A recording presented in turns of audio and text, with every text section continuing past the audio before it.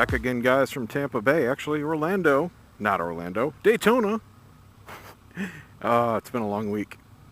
Today, I've got a review for you for the 2016 Kawasaki Versys 1000. This is, like quite a few of Kawasaki's models, due for a complete redesign or heavy update real soon because it is basic. You don't get a bunch of electronics on this model like many other bikes do these days. But what you do get is a great engine and a proven platform. This is kind of a dual purpose bike. You do have a very good suspension travel. It's very tall. It is made for at least light off-road duty, pretty much competing with the non-ES Super Tenere. Now, of course, you've got handguards here. You got your basic stop-start controls. You got your brights, your horn, your turn signals, all that standard. This allows you to change your power mode. We've got F. We've got traction control modes. I'm going to leave those in stock positions. Very nice clutch engagement zone. Clutch is extremely light, right on par with the Super Tenere. So again, made for a lot of clutch use. Going off-road, this would be great in traffic anytime that you feel like you're going to wear out your clutch hand. Heavy engine braking, very, very heavy. Just touching off the throttle, man, this thing just slams down. Very responsive though, very smooth. I'm still in first, obviously. But kind of jerky, really, really jerky. Just trying to roll back on it gently. I am barely touching the throttle, but it just lurches forward, at least in first here. Very abrupt clutch. You just touch the lever and it's disengaged. And then it's just like a floppy lever, like there's nothing connected to it. So again, very easy to hold. A lot of nosedive, but it's supposed to have it. This is a very squishy suspension. A very tall seat, like everything else in its genre. I can stand up in a flat footing, but my butt is still on the seat. When I sit down, whole thing squishes down a couple inches. So you never really leave the bike, even if you're a tall rider. The problem is, like some other ones, like the Suzuki, can't remember what the one it was. It was 1000cc, basically the same kind of thing. And my legs get dug into by the pegs. They are directly underneath your knees. So when you put your legs down, you have to splay them out very wide. Which again, just like having a wide seat, eats up your height. So if you're a short rider, you're going to have a bad time. Definitely not made for a shorter rider. Now we've got a little tiny windscreen. That guy almost locked up the concourse ahead of me there. Red light. Little tiny windscreen on the front. Again, bare bones basic. You cannot adjust it while you're riding. You need two hands. You need to get off the bike to do it, or at least be able to reach around. You've got two knobs, one here and one on the other side. You have to unscrew them, and then you can slide it up and down. Looks like about 5 inches of travel. Now, unlike the Super Tenere, this has infinite adjustments, so you can get it exactly where you like it. The Super Tenere just has that kind of dumb peg and slot system. You only have 4 positions that you can even put it in, and it's not even as adjustable as this. It's a little bit shorter track. The screen itself is working fairly well, although it's not blocking wind. I still have a lot hitting my chest from the sides. Probably because it's so narrow. The height is okay. I feel the center wind hitting top of my helmet. And I would imagine that if you cranked it all the way up, it'd be just fine if it was a light drizzle to keep it off your visor. But your arms, no coverage whatsoever. My top of my jacket is open and it's flapping, so that would be completely soaked. Definitely nothing for any kind of coverage like that. Now, one thing I'm noticing that I don't like, and I had a similar problem on the Honda FSB, my toe on the right-hand side of the bike here, when I go for the brake, is hitting the clutch basket, or the clutch cover. There is hardly any clearance between the bottom of the clutch cover and the brake pedal. So I kind of have to wedge my foot in to get it on the brake. I just don't like that. It doesn't lend itself to fast movement. You don't really know if you're right in the correct position or not. I just don't want to touch it. And the problem I had on the Honda was on the left side. It did the same thing when you went to downshift. So definitely not a great design there. I don't know if the brake pedal is adjustable. I don't know. I don't think the pegs are, at least not stock. It's in a good position height-wise. It's exactly at the right angle. You don't rest your foot on it, and it's in a completely natural position, so it's probably just the way it is. Very smooth power. It's exactly what you would expect out of a sport bike derivative 1000cc engine. Butter smooth. There is no vibration through the seat, nothing through the pegs, nothing through the bars. Gauges are very easy to read. Great tachometer.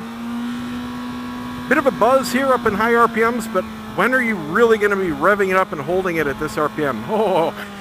Wow, that tingles the nether regions. Let's just put it that way. Yeah, a lot of high frequency vibration through the frame up in the upper rev band there. Ooh, that would put certain things to sleep. So it's a nice high contrast tack needle, dominates the dash display there. You have a digital fuel display on the left, your power mode down here. I would imagine the next power mode is a diminished, maybe for the rain, and likewise with the traction control, a little less aggressive for when you're off-roading and you don't want it kicking in as much. You got a nice digital speedometer. It's big enough. It's not huge, but it's not tiny. I can glance at it and instantly see my RPM and speed, so that does its job perfectly well. Above that, it's got a 38, and I have no clue what that means because there's nothing next to it that I can see. Oh, maybe it's the tripodometer. There's a tiny, I mean, I can barely freaking read the thing, ODO way to the left. I'm not sure why it's not next to the 38, but it's there. I'm trying to read this tiny, tiny dash and ride at the same time. I know, not the best, but we're going in a straight line right now. A little blinky eco display like many other bikes, completely useless. You've got a temp display. And that's about it. Let's see if we get anything. Okay, there's another tripodometer. There's a little bit of a delay when you actually hit the select button. You've got a fuel gauge, a mileage gauge. And it is really hard to read. That's a fuel range and a clock. Okay, so the clock is in the rotation. I like it when the clock is permanent. I'd rather have that than a permanent temp gauge. However, maybe that's important for the market for this kind of bike, is that temp gauge. So, I don't know, maybe you want to make sure you don't have a hole in your radiator or you're overheating from setting too long. I don't know. Very nice, smooth cornering. It's a tall bike and you feel it. It really feels like you've got small little scooter tires on, just the way it tips in. It's just a different kind of roll. It's kind of hard to describe. But it feels like you're high up on small tires. I know it's not really, but that's the feeling you get when you tip it in. I'm looking for a gear indicator and I don't see one. Let's go up into top gear here. It's nice and smooth. I'll give that 40 miles an hour is about 2,400 RPM. Let's roll on full throttle, top gear. Nice grunt. No complaints, it just goes. It actually goes better than the Concourse in top gear. Let's shift down a couple. One more. Nice cornering. Pushes out a little bit. It doesn't want to, if it was a car, I would say it has a bit of oversteer. Not a lot of confidence really getting it down, but I'm not obviously super experienced in the saddle of this guy. But comparing it to other bikes I've ridden, it just wanted to push out a little bit. Obviously not meant to go through high corner, speedy type driving. This is not its market. I can see all the dummy lights here now that the sun's hitting it. You got a traction control warning, neutral, ABS, engines, all the standard stuff there. Turn signals. You got two buttons up here that are unlabeled. It's probably a reset for the odometer and maybe a traction control off button. That's typically where they're located. Now if I lean down, it makes a big difference in the cornering. Most bikes, you can stay upright and it really doesn't make that big of a difference. This one it does. It's probably attributed to its extra height, but it turns a hell of a lot better getting down here. I probably look stupid as hell doing it. See, I went wide again there. And that wasn't me. It wasn't, you know, that I didn't counter steer enough. I was holding it steady. It's just the way I was coming off and on the throttle there. It really affects the front end steering. Just the nature of the beast. We do have some handguards here. They are not really protecting as good as some other bikes like the Super Tenere. I feel a lot of wind over the top of my fingers. I can barely move my hand up and it's in the airstream. So not the greatest handguards there, I have to say. They could be a good inch higher to be much more effective. Let's go up into top gear here. 60 miles an hour. About 3,600 RPM, so certainly nice and smooth for the freeway for cruising. Now this, like other bikes in its niche, has street tires on it, so if you're going to do off-roading, you're definitely going to be putting on more knobby tires. But at least out of the box, no problem taking it down the freeway. Let's go down a few gears, get the rev up, see about some power. I'll do it after this light. Really snappy throttle. I mean, a lot of power under tap here if you get those RPMs up a little bit, and it doesn't take much. Ah, there's that brake thing. It's like I have to slide my boot in from the side. I slide it until it touches the clutch and then keep sliding it over the pedal. I can't just move it forward off the peg because it kicks my shoe right out. Very annoying. All right, let's see what it's got for some power here in first. No wheelies. Whoop, yep, that front end wanted to come up. They severely warned us against doing wheelies. They said you will immediately walk back, and there are a lot of cops in the areas looking for it, and they said they're going to give $1,500 fines if they see any daylight under a front wheel. So they said don't even start to lift it. But it was starting to come up. I could feel the suspension, so that wasn't even 3/4 throttle. Definitely a wheelie monster. As expected, tons of horsepower, very lightweight. Suspension's great. It's just soaking up all these bumps, again, as expected. It's got a great travel, and it's a lightweight bike, so that's a good combination for a very comfortable ride.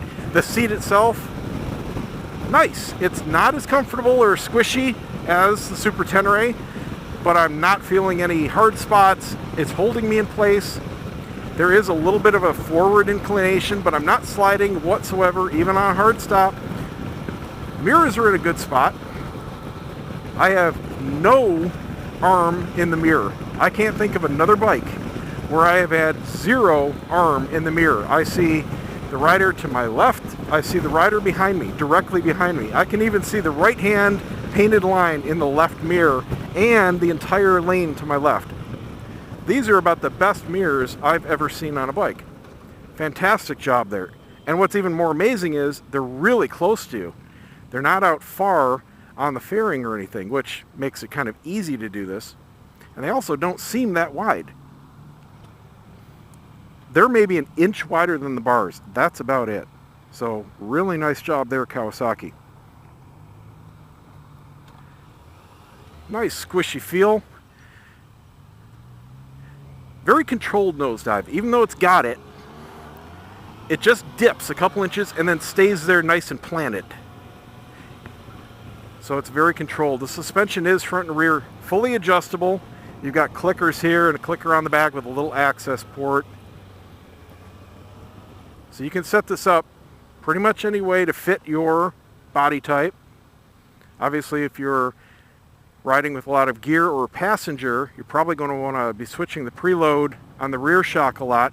I didn't see off the just top of my head when I swung around the bike a quick adjustment for that. It's probably there and I just missed it. Now this comes with some beautiful hard cases. I don't know if you can see them in the mirrors there. Very roomy, spacious. They pop on and off. Pretty much like the Concours, you know, that you're looking at right in front of me, except they're a different color. They've got trunks for these. They've got all kinds of aftermarket parts, external lighting, skid plates. You can dress these up pretty much any way you want. Canyon cages, especially around the engine or engine guards, whatever you want to call them, are very popular for this. No vibration here at idle. Just feel a tiny little tick under my fingers, but that's about it.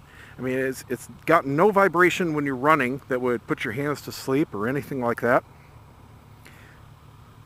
Seat's getting a little firm, just a little bit. Just sitting here especially, I can stand up and I notice a difference. You know, like there's a little relief, a little bit. So if you're looking for a super comfy ride, you might be putting an aftermarket seat on. Definitely not on par or at the extreme comfy level of the Super Tenere. Let me put it that way. That's an anomaly though. I mean, this is normal. All right, this is what you get on the vast majority of bikes. Good enough for most, not great. So I'm not knocking it. Let me put it that way.